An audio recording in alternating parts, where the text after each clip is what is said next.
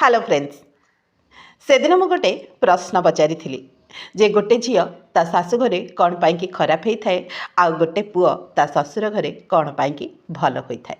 ताले ए क्वेश्चन रो आंसर हेउची उभय स्वामी स्त्री सेमानक जोगु ही तांकर रिलेशन शाशु घरे कौन होता है ता उपरे डिपेंड करिथाए।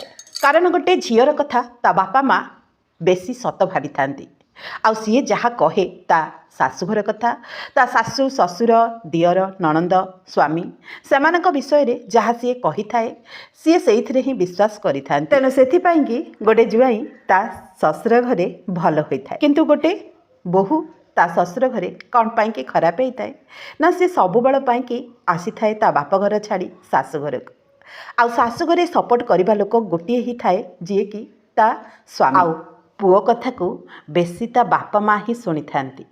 तेणु एठी जदि किछि भूल होता है ताहले ता सपोर्ट रे स्वामी जदि किछि एक्शन निए ताहले बहुटी निश्चित भाव रे भलरे चली थाए सेठी। किंतु बेले बेले पुओटी बड़ भूल करि दिए ना बापा माँ को किछि कुहे ना स्त्री के किछि कुहे एई भितरे बापा माँ तो भल हुअंती किंतु स्त्रीटी खराब हो जाए।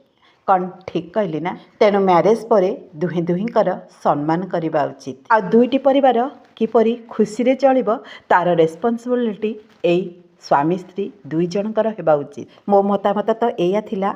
आपण कौन कहउचंदी कहिबे कमेंट रे।